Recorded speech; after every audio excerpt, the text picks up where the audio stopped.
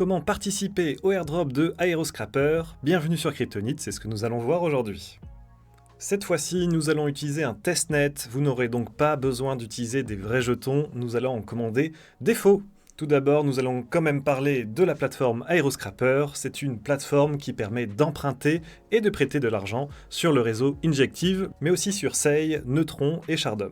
Vu que la plateforme est encore en phase de bêta, nous pouvons imaginer qu'un futur jeton pourrait sortir un jour. Nous allons tester les différentes fonctionnalités sur le site en testnet.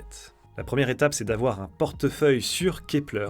Il peut s'installer directement comme une extension sur Chrome, Firefox, ou bien vous avez aussi une application mobile. Une fois que vous avez créé votre compte, il faut se rendre sur le dashboard de Kepler. Ensuite, Injective ne se trouve pas forcément dans vos blockchains par défaut. Il va falloir donc aller la chercher en haut à droite. Ensuite, vous n'avez plus qu'à cliquer dessus, et vous n'avez donc pas besoin de fond dessus. Il suffit tout simplement de copier et coller votre adresse Injective. Nous allons ensuite nous rendre sur le site d'Injective Faucet pour avoir des jetons sur le testnet.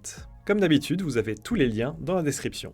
Une fois que vous êtes sur ce site, vous avez tout simplement à coller votre adresse et faire la demande. Suivant l'état du réseau et le nombre de demandes, vous pouvez attendre plus de 24 heures. N'hésitez pas à revenir sur cette vidéo une fois que vous avez bien reçu vos jetons de test. Une fois que c'est fait, nous allons nous rendre donc sur le site d'Aeroscrapper et avec nos jetons de test, nous allons emprunter du AUSD. Donc tout simplement sur cette case, vous rentrez le nombre de jetons que vous possédez et là vous allez pouvoir emprunter des AUSD. Vous n'avez plus qu'à confirmer la transaction sur le réseau Injective en testnet. Une fois que c'est fait, vous n'avez plus qu'à vous rendre sur Stability Pool. Ici, vous allez pouvoir déposer vos AUSD. Cela va permettre au protocole de tenir son stablecoin à 1$.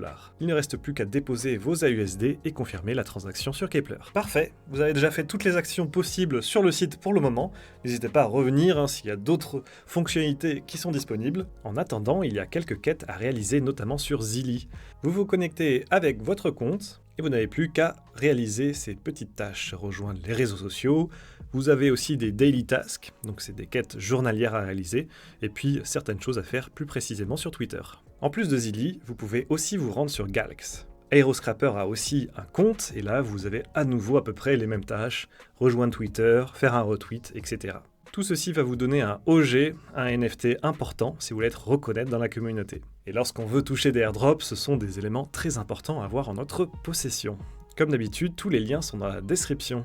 Merci à nouveau d'avoir suivi cette vidéo jusqu'au bout. N'hésitez pas à nous laisser un commentaire pour nous recommander d'autres airdrops à réaliser sur Kryptonite. Si vous en cherchez d'autres, nous avons une playlist sur notre chaîne YouTube. N'hésitez pas à vous abonner. Et sinon, rendez-vous sur crypto-nite.fr dans la partie guide airdrop et vous en aurez plein de façon écrite. Sur ce, on se dit à très bientôt pour de nouvelles vidéos. Bye bye.